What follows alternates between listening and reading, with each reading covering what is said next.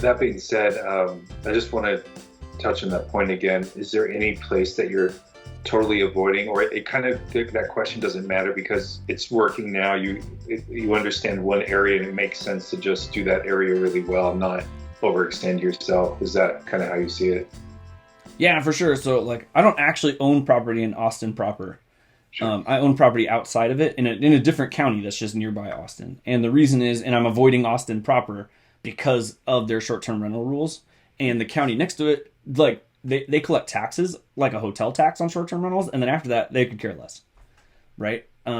So like, for short-term rentals, there's not a place that I'm like absolutely avoiding, except for that. You could Google, if you Google like short-term rental like allow map or something like that. I don't know. Maybe I'll find it after this episode and put it up on here.